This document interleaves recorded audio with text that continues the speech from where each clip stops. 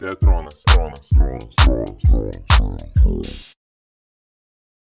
Hello, everybody, and welcome to the new podcast of CIRKULIACIJA'. This year, since we have the pandemic problem, we decided that we will not do the physical festival since CIRKULIACIJA' needs to breathe the same air and to people to squeeze near one another.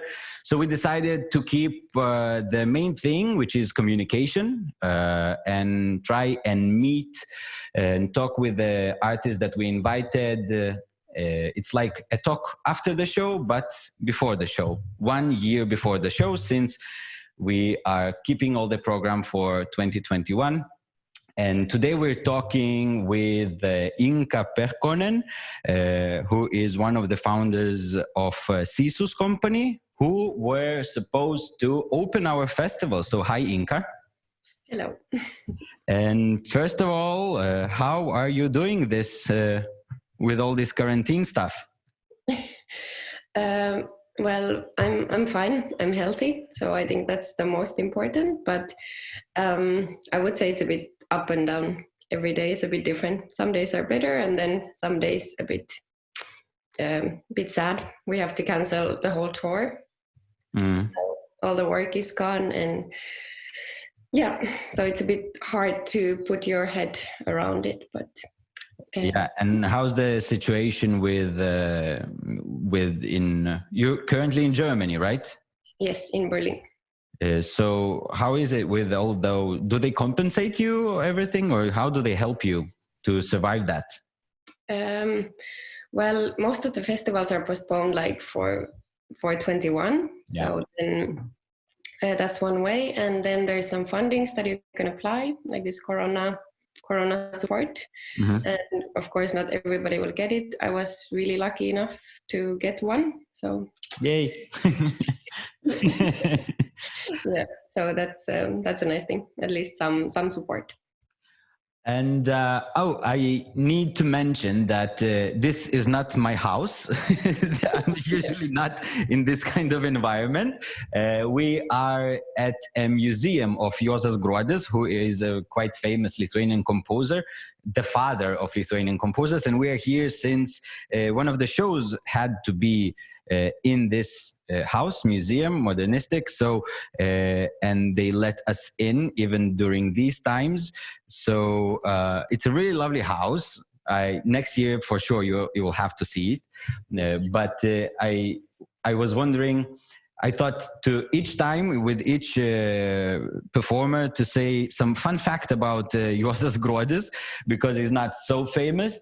So when you will come here, you will be able to go to the second floor, in which he, as a composer, had a balcony with no doors. You had to climb through the window and sit. He was growing bees, and he was sitting all around bees. They didn't sting him, and that is his musical inspiration. So that is one of the strange facts about the guy. And yeah, so let's talk about More Split, the show that you were supposed to come with. First of all, let's start with, how did you come up with the idea to create this show? It's our first full-length show as a company. So we were doing some little projects here and there. The first one we did 2014, and then More Split premiered 2016. Mm-hmm. So it was a bit like we always wanted to do a show, and we tried few stuff, and then we realized that first of all we want to perform outdoors, so it's more accessible for everybody basically. Mm-hmm. So you could see Circus, and no matter how much money you have.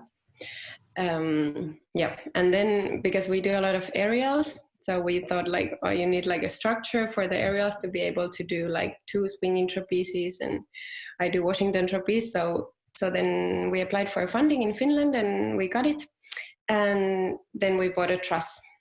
Oh, and, yeah. So then this was like the starting point for the show. So we had the truss, and then we bought a van, and then we thought, okay, now we're just gonna do a show. And yeah, then we just created Moshplit. It was a bit like pieces from the things that we had done before, and also some new ideas. We created the show quite fast. In the end, it was only like a residency of 4 weeks in Sweden. Oh, okay. And during this residency, we also learned how to build the truss, and so. Oh, wow. But like fast everything, but we didn't want to think too much, like we just did stuff that we really liked or enjoyed, and then we just like put everything there and like hello, and then yeah, that's how the show was. But as I understood, Sisus is, from what I've read, is basically 5 childhood friends. Is that right? Yes. Yeah, correct.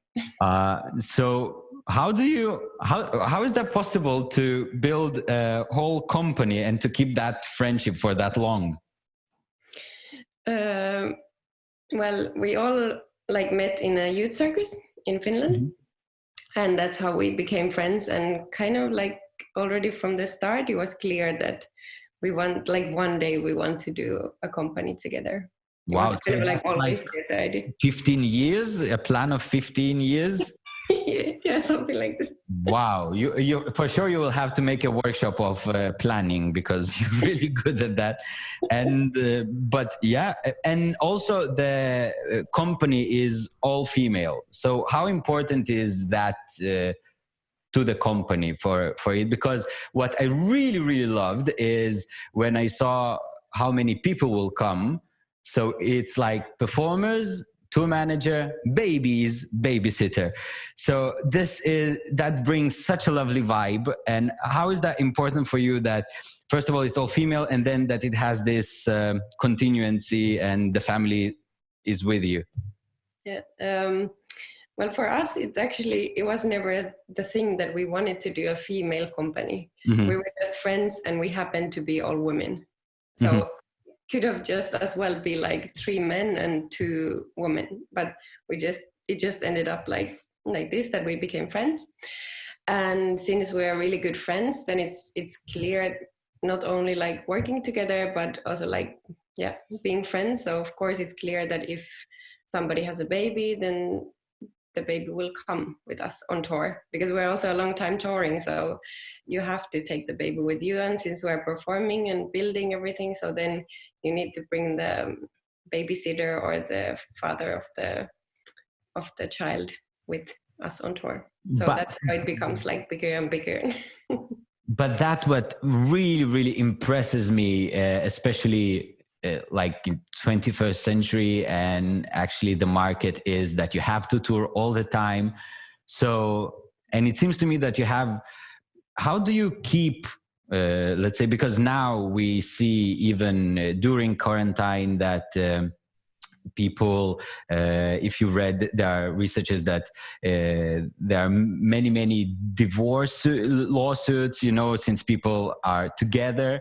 But how do you, is there a secret that how do you keep friendship like that you have in Sisus, and how do you keep a family while you're always on tour and you're never like sitting home and staying there with from 9 to 5? What's your secret to keeping this humane relationship? I would say in our company we always had this rule that everybody has a freedom to also do other things. Mm-hmm. So if you would get an opportunity to work somewhere else, you would always have this. So it's not like we say like now it's next 30 years and you have to work with this company and this company only. And so I would say that's a nice thing, because you kind of have this freedom, and then you're always welcome to come back. You're going to go away for 1 year and then come back if you want to. So like this has already happened with us, that there is sometimes like different people, and then the original 5, maybe somebody goes away and then comes back next year. And the family? Well, no, because you cannot go away for a year. And with the family, I would say we're all quite easygoing. So I don't know, there is not like rules that has to like things has to be like this, or kind of like going with every situation. Like every time there is a new situation, if somebody has a baby, then we adapt and we're like, okay, so what do we have to change for this to bring the baby? And then everybody's kind of fine with it. So it's not like this being so stuck. Like when we created the company 5 years ago, then we didn't have babies, so now it's not possible to bring babies because life change and we change and we grow older. And yeah. And how does that, I saw a wonderful documentary of CIRKULIACIJA'20. They have this really moving documentary, which I saw in France and cried. I was really happy that the whole was quite dark. There is, and I know that the same thing was with other companies. How is it because I think it's quite interesting for the Lithuanian people to hear, not only for Lithuanian, how is it the circus field, and where you have to balance, you have to work, and pregnancy, where I couldn't even think about that it affects your balance, how do you stand on hands and stuff. So I think you have quite a healthy approach towards the subject. How did you manage, or how did you work? How is it possible even to have a colleague, or to be pregnant, or to have a colleague that is pregnant and still going on? How long does it go? Please share some information. Well, it depends also a lot on the discipline, I would say. Like, if you're doing, for example, a swinging trapeze, this is like, if you're pregnant, you really can't do it, because you're like, you have the launch belt around your waist, and if you fall, it would be too strong, like a hit. So basically, for example, this one is like, it's basically no, if you're pregnant. But if, I don't know, if you do pair acrobatics, for example, this one, Sophia, one girl from the company, she was the first one to have a baby. And she still performed when she was in the 5th month, I think. Amazing. We had to like adapt a little bit. Like, I think she removed like 2 tricks in the end, but pretty much it was the same. That's like each year our festival redefines what it means to be human, actually, because people are always impressed and surprised the abilities, but also a subject I would like to hop in. Somehow how we do the festival is we invade one neighborhood and we put circus people with circus productions there. And what we try to do is always to bring the highest quality, not to do, we know circus, we will juggle and it will be a social project. No, we try to bring the best we can, and somehow it just does magic. I really don't understand the science behind it, because we live in a post-Soviet country. The neighborhoods are not really culturally active, and people still have, this borders, paranoia, and they don't really talk. And each year it's the same scenario. At the beginning, everybody is like super angry that we came, and then in the end it's like, oh my god, why are you leaving? No, please come take some coffee.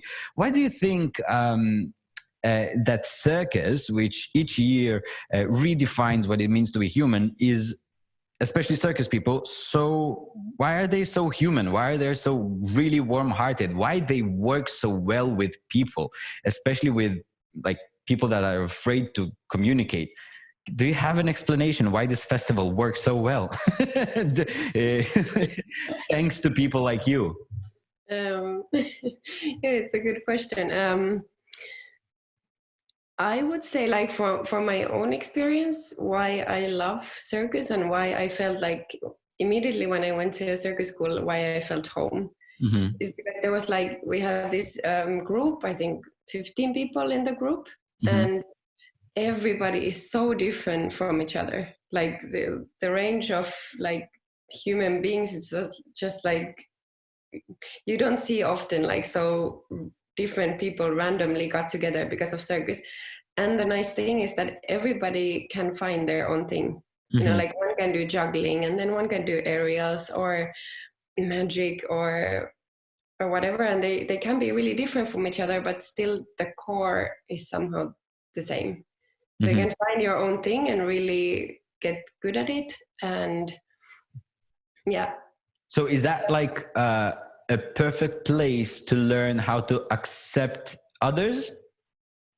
For me, it was, yeah, at least. Amazing.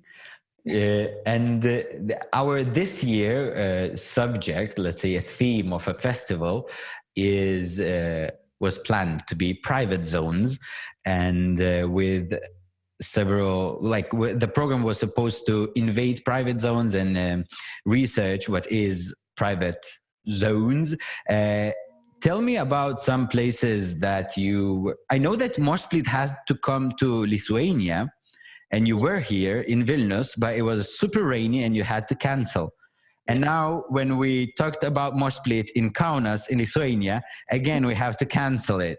So what is this curse that you have with our country? But tell me, because it's a big show, it's a really lovely show. How do people that didn't plan to come to see Circus that day, how do they react? How does it catch their attention?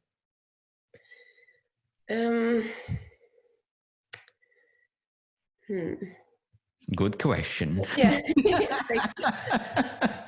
I think what I like about the show, or like through what I heard, how people see it, you can see it in so many different ways. Like children like it, but then also like old people like it, and like it doesn't matter if you're female or male or whoever you are, there is like somehow something for everybody. And I find that the experience, how people experience it, it's really different from like each person, basically. Yeah, and somehow it's I would say it's quite human, because we're like, when we created the show, all the characters, they are like based on us, ourselves. So of course they're a bit like over the top sometimes, but they still like us in it. So it's like, yeah, basically we're like playing ourselves on stage. And I think this you can sense, like we're not trying to pretend to like be a character, you know, like I'm playing, I don't know, somebody who I'm not, but it's actually us. So I think this one you can see that it's you can just sense it. And also like we're having a lot of fun, and I think the people can really sense this one. Yeah. But what was the approach? Did you have some sort of, or is it just in your intuition?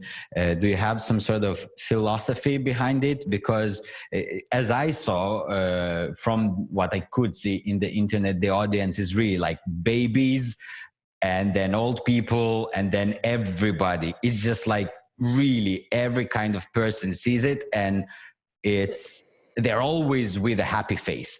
And because at the beginning I thought, oh my God, it's like swinging trapeze. It's super shocking. It will be provocative. And then I saw that people love it. So what's your approach? What's the philosophy behind this energy bomb that you have? Sorry,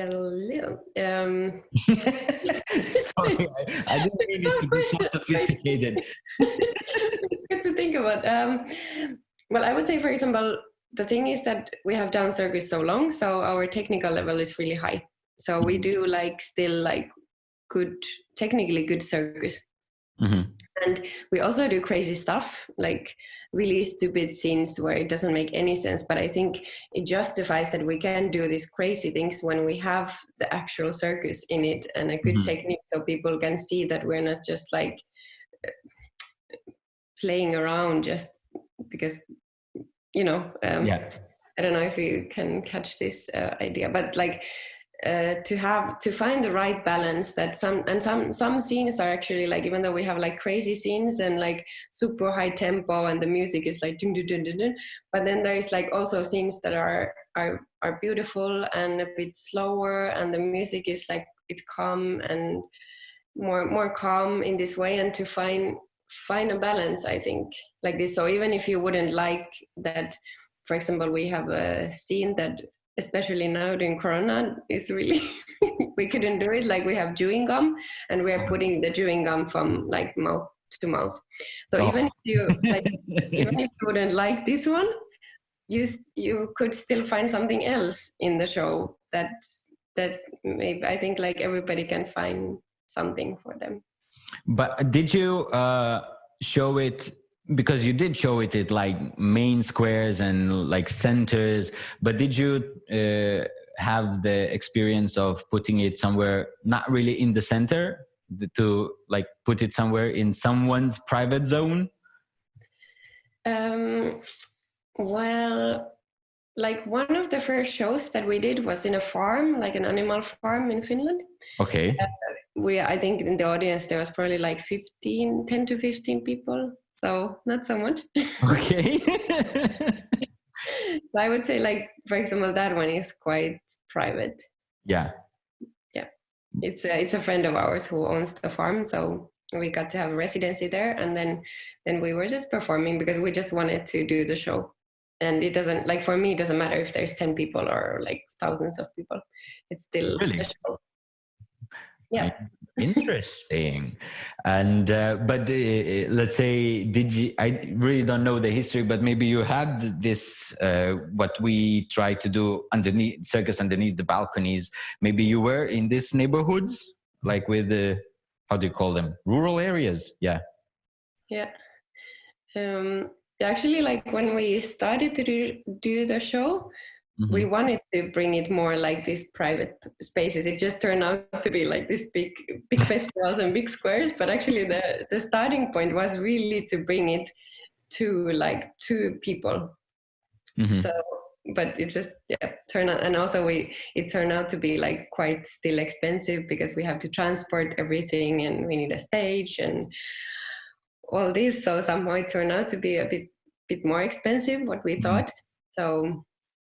But that was actually the starting point for it. That's why we started to do outdoors. So and how do people react? Let's say if a guy goes to his balcony to smoke and there's these amazing flying women just there in the backyard, how does he not getting a heart attack? I don't know. If I remember right, we wanted to put you the neighborhood in which we will still do the festival is called Vilijampolė, and it's quite a challenging neighborhood. It has a horrifying history of Holocaust, but now it's not the richest. It's quite poor neighborhood, but it has like nature with like a lot of grass and river. It has industrial section. It has a living section with the poor, like, apartments, and then it has like houses and villas in it. It's like really a big salad, and I wanted to put you near a river to make it like very beautiful and for people to come calmly to see your show. But in your practice, did you have any people that were against or not really fond of the idea that you're here and you will show a show and it will be noisy and it will be circus? Or everybody's like, cool? Yeah. I would say, like, when people see the show, then always the feedback has been really good. I think, like, maybe in the building part, when we just, like, we come with our van and then it seems like, 5 women are like coming there and just like start to build and like hammer the pieces together, and then it's a bit like, what's going on? And it's loud and you don't really know what's going to happen. But then always when the people have actually seen the show, the feedback has been like really good. And sometimes there has also been people who have said like, well, I didn't expect you to do that. That's the best feedback, I think. That's the best, because I come from a theater background, and usually when I hear that was a show that I was not expecting from a theater to be, then I'm like, yes, I achieved something. So I think with your show it will be, because I know that, let's say, Finland or Germany doesn't have this idea, but in Lithuania, for sure, that would happen. And even I think the critics would see that in our country, let's say a show like Mosplit would be like, wow, you're redefining what woman is, which is, quite an old thought, but yet again, it's not a bad thought. You show a good example of empowerment, and it's not like, I don't know, the stereotypes like kitchen weak or something, or all the stereotypes. Did you have in your, more evolved countries, did you have any talks or feedbacks that touched that subject, that of its strong, powerful, crazy, really creative and talented women? Yeah. It's like from the beginning, actually, it has been kind of the topic. And the funny thing is that but I would say, like, this is at least for me to be grown in Finland, and I grew up in an environment where to be a girl or a woman, it's not a subject, I would say. It's like, I don't feel any different to men. So we would just do our show, and we didn't think about it so much. We just thought, like, we're just going to do a show and we're just us. And then immediately when we actually got to perform it, because for example, we have vacuum cleaners or we have toilet paper. I think one of the first comments, we did a work in progress, and it was like, okay, so you're like, because you're female and then you have like all these household things in the show, like, what is your message? And then we realized that actually there is a message, but it's just like being us, and it's somehow so deep, like in us, this like being a woman, that it became a message, and it became like a strong and like empowering, even though that was not the starting point for it. And I think like somehow it's even better like this, that we're not trying to like, now we empower women, but it just happened. And so you were like, wow, that's really interesting. So if I get it right, you just wanted to make a show you didn't have any subject as such. Yeah, you just did a Mosplit. and then it gained subject and meaning only in the minds of the viewers that are in several contexts, right? Yeah. Isn't that amazing? Yeah, I think so. Wow. I'm really eager to see what kind of feedback you would get here, because we have still problems with understanding equal rights. But did you tour in, let's say, in other countries that are not as how do I say it without insulting anyone? Less evolved in equal rights subject. Have you showed it in countries like that, and how did they react? Yes, we have tour, and I would say it's so, we have a tour only in Europe so far, but already like inside Europe, there's like the difference is huge. Yeah. And I would say it's not so much like during the show, it's more, for example, before when we arrive. For example, we are driving our van, and then we arrive there, and already this is in some places it's like, okay, so it's woman driving a van. Oh, already? Yeah, and then we start to build the truss, which is like 9.5 meters high. So it's like quite a big structure, and it's a lot of work. And And there has been like some places a lot of comments like how can you build it, or people are asking like, so where are the men who build your structure? And this has been so surprising. I never thought this would happen, actually. So you have, wow, so you're tackling the problem on so many layers, even though you didn't have that in mind. No. Amazing. Because I remember when we had Circus I Love You 2 or 3 years ago, and Sade, maybe you know Sade Kampila, she's like this small girl driving a huge truck. And I remember she went with that to a neighborhood which is like the grayest place on earth, near a bar that you could buy beer for €1 there, you know, so you can imagine the reaction then. And also they have this had now Mikkel is not there, but had this Mikkel, a huge Danish guy, standing on Sade. Sade's back and she's standing up. And I remember all the grandmas of the neighborhood like talking to me as a festival director. The show is amazing, but why the huge guy crushed this little girl? That was the point where I understood that that's it. I have to bring really different circus. People have to understand that they're like archaic. They're really old-minded. So, but does, let's say, that idea of building the stage and where the men, does it change after they see the show? Yeah, it does, because then people see that we know our stuff, and every time we build it, that it's properly built, and we also know every single step, and there is like, we know how to rig it, so there is never a question like whether it's safe or not. For example, this, I find it so good that, or it's not good, but it's necessary that it's safe, and we know exactly what we do. So then we just come and we build the thing, and then the truss is standing, and then we do our thing.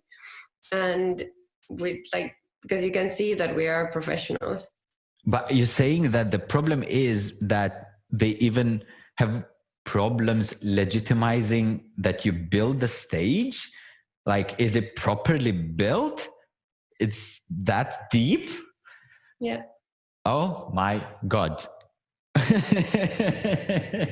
now at the moment I want to build your stage, even not near the river. It has to be beneath the balconies for people to see, because I think that would bring so much change to the mentality of the local community. But okay, how is that? Let's talk about the show. You have this quite, is it proper dangerous to do the swinging trapeze? Because it's quite, you know, the swinging is big and it's without any security. And I hope you don't have any bad stories about it, but is it like dangerous? Because when we had Circus I Love You, they said it's dangerous, but never fatally dangerous. Yeah. So how is it with your case? Well, I would say it's always dangerous. So there's like always in circus, especially when you're in the air, there is always the danger is there. Yeah. I think it's part of it, and you cannot kind of get rid of it. But for example, when we do swinging trapeze, there is a like safety lunge. So you couldn't, like, people don't do swinging trapeze anymore nowadays, because it's like you're swinging and you're like in 9 meters. So if you would fall, you would die. So we always have a safety lunge. Okay. Yes. Thank you. But because now, how is the, let's say, now there are a lot of talks, especially in Canada, about all those safety things, and about tiring the artists, because there were several even deaths at the moment. So, which is quite tragic, and speaks about, you know, artists rights, which is, let's say in Lithuania, we have problems when we even start to talk about insurance, when artists cannot, let's say, due to trauma, cannot work, even if it's just a finger. But do you have any, inside policies how to keep it safe and, again, humane? Mm-hmm. Or is it, again, just in your blood and you're amazing? No, definitely not. And you have to pay attention, especially when you tour. And because we're like, last year we were touring 5 months in a row and building and driving, and you get really tired, of course, and performing, like, on top of all. Touring is quite heavy, like demanding. Like, you might be sitting in a car for 3 days, and then you just arrive to a festival, and then you build the whole day, and then the next day you should be really fit and like to be able to perform and do all these crazy tricks. And then, for example, we have I would say what we have kind of met like throughout the years, perform, like touring, is, for example, the food at the festivals. Like, it's really clearly that, of course, like, it's really physically heavy, demanding, and we have, for example, some are vegan. So, and then sometimes you don't get festivals just say we don't have a vegan food, and then it's a bit like, okay, but it's like, I would say, like, food, sleep, and that you take care of these really basic things. It sounds really like, of course, but like that you have. Yeah, but usually, everybody is tired and, oh no, we didn't. But every festival now has to understand that most of the artists are like, there's not a company we had that didn't have one vegan. Like, it's like normal. Maybe just for me, but but you don't do that dangerous thing where you build and perform on the same day. No, this we made like a really clear rule, that because the building and performing, it's so far from each other, and you kind of put your mind in a like really different mindset when you build. You're like this builder, and then we're like carrying heavy stuff, and just physically it's really demanding.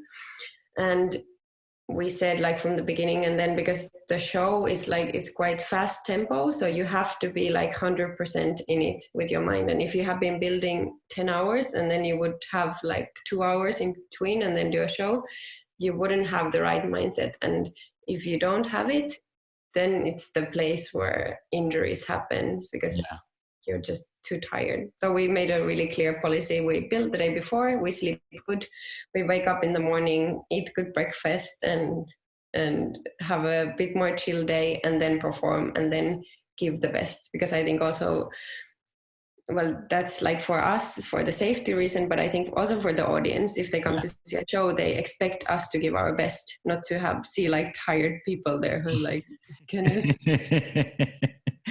Yeah, perfect. Now, as we talk, I'm like, I have this huge motivation growing to bring you next year. I just can't wait to see you here. From the window, I see the place where you can put the stage, and I'm like, that would be amazing.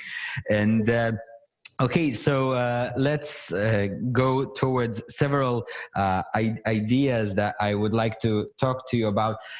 Usually, and we present several, let's say, circus movements, and now I see that there are, let's say, two main ideas. One is like circus is used as a metaphor for everything, and the other one is, no, circus is a salto. It's not a metaphor of life. So which camp do you belong to, and what do you think, and where does Moshsplit stand in that?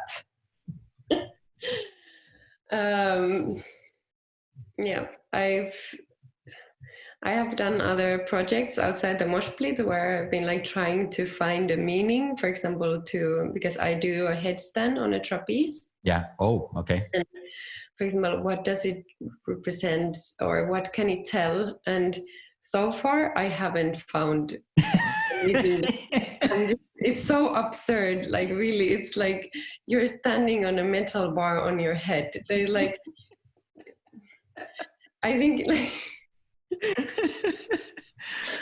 If somebody will like tell me like a good thing that it can be, then I'm happy to take it. Also, I'm happy to kind of also like put my mindset like differently. But so far, I think for me, circus is circus. Like a trick is a trick, and you cannot hide it, or you cannot change it somehow. But isn't that amazing that your approach is a trick is a trick, and you just build a show with your childhood friends who are just randomly are female, and then you build you wanted to make a show outside, and then randomly it has this huge message that even you're not the author of the message. You're just doing circus, and the people are creating these semiotical deep meanings for you as a movement, as a punk feminist group who does stuff only on their own.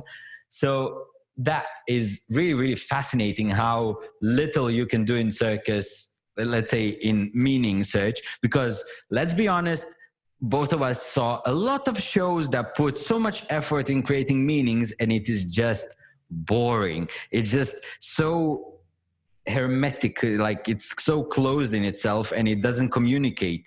So that maybe that's why circus is so open to, you know, people, and people like to, because you don't need subtitles to create a, you know, to make a salto.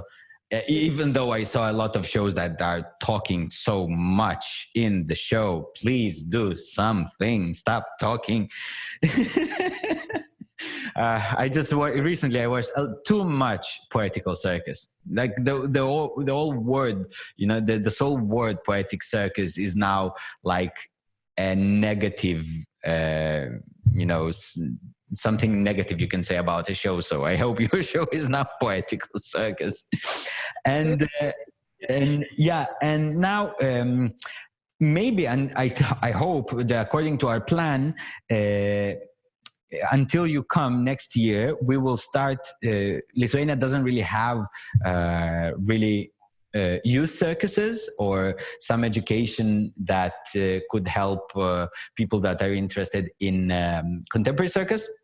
And each year we go to a different neighborhood, and we have these kids with shining eyes who say, I want to learn that. And then you have to say, you have nowhere to go. But we will try to work on it, and maybe when this quarantine is over, even start one. I'm now developing an idea, some ideas and strategies. But what is since you found your colleagues and friends in your circus, what is the importance of youth circus or education of circus in, let's say, to the country, both to the artist and to the community and to the, let's say, those kids with shiny eyes? Yeah. Well, in my opinion, it has a huge importance. Like, because I come also from this background, but I also see there is, for example, in Finland, there's a lot of professional artists actually coming from Finland. Like you mentioned Sade earlier, or like there's so many, and like a lot of them have been to a youth circus when they were younger. So I know like a lot of in my youth circus or in some other youth circuses, and then a lot of them continued to a professional school and are now like professional circus artists. And for example, in Finland, which is, we have like 5 million people, which is not so much, and but still there is like quite a lot of circus artists. So there is like something good in the youth circus, because we have so many youth circuses in Finland all around, like up to Lapland. And yeah, this happened to me. I saw a show when I was 10 years old, and then I told my mom, this is what I want to do, like with these shiny eyes. And then my mom put me in a youth circus, and because that's kind of the way that you can still do besides the school. So you know, you go to school, and then after school you go to 4 hours to a circus training, and this is what you can do. So I think that sounds like a dream for me, but I will try to make it. But yeah, that's what's interesting, because let's say with performing arts, you cannot go, let's say, to a higher education, to an academy of music, without having, you know, attending music school. So also, except from Sade's colleague Oscar Rask, who just randomly hopped into Circus quite late, you really need some education to get into one of those universities, no? Yeah, of course, like every time now the level is getting higher and higher, also in the professional education. Like I think when I applied to the professional circus school in 2011, I think like compared to now, it's completely different. Also in my class, there were a lot of people who had never done circus and they still got in. Okay. But also, for example, in my school, they didn't care only about the circus technique, like how good you are in doing your cartwheel or handstand. They also check like how well can you work in a group, Okay. how open you are, like how open-minded. Like we did theater exercises, and just to see like if people are like willing to expand their mind. So you don't necessarily have to have this like youth circus based or something. You can just maybe like more or less like how your body is, and maybe to move somehow, and then just to be open and motivation. I think this is the most important, because in 3 years you can learn a circus discipline. You have a right mindset and motivation to do it. Perfect. That's really interesting, because a friend of mine did the research for Finland, I think for Circus in for Finland, that you have more than 300 circus artists, and you have 5 million. We have 3 million people in Lithuania. We counted 9 circus performers. So we need to, something is stuck, and I think we will try to push it through some youth circus education.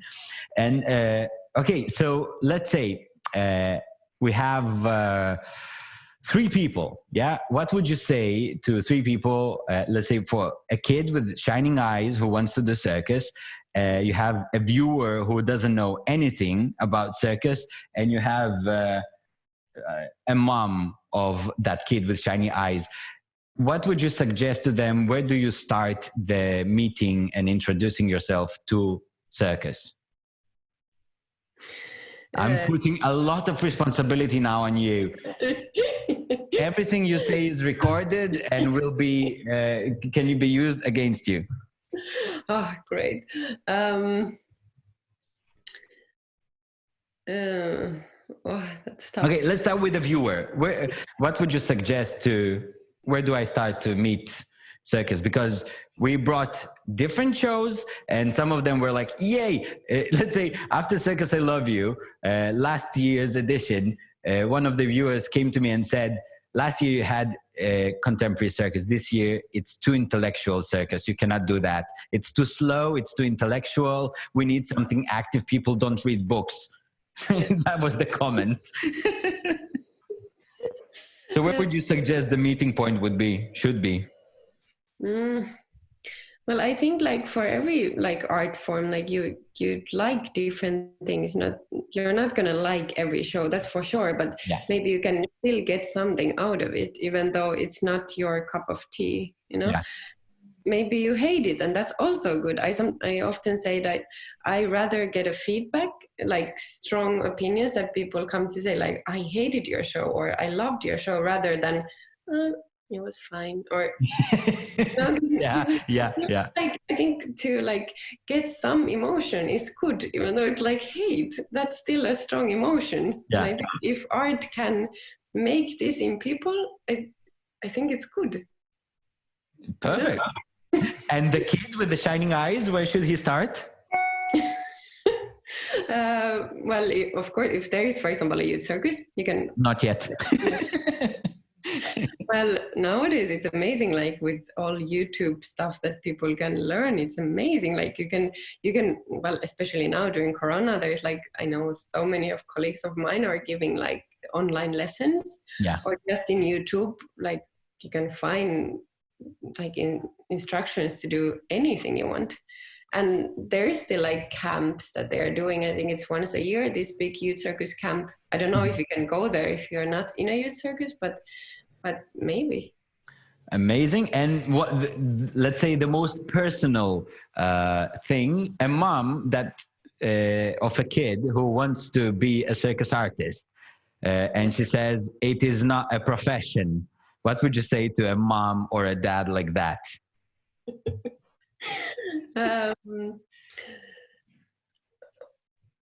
Well, I think you cannot really tell your kid not to do something. You can try, but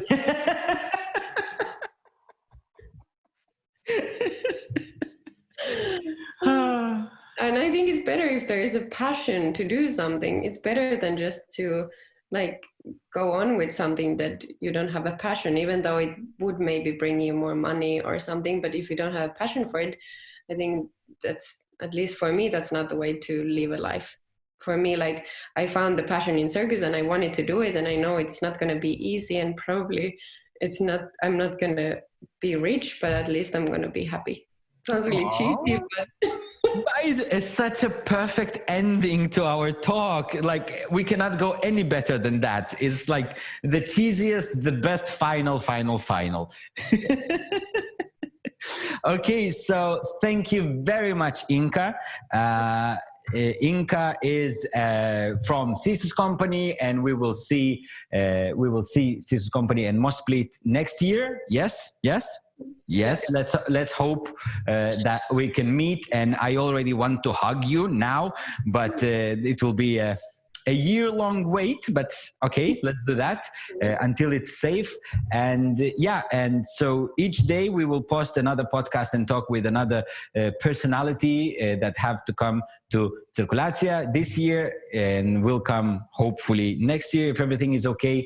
So just follow us on all the social media. It's CIRKULIACIJA'. It's quite hard if you're from abroad to pronounce it, but so follow us and let's keep on communicating, and let's keep us safe.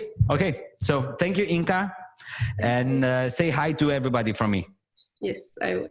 Okay, bye. Lovely to see you. Teatronas.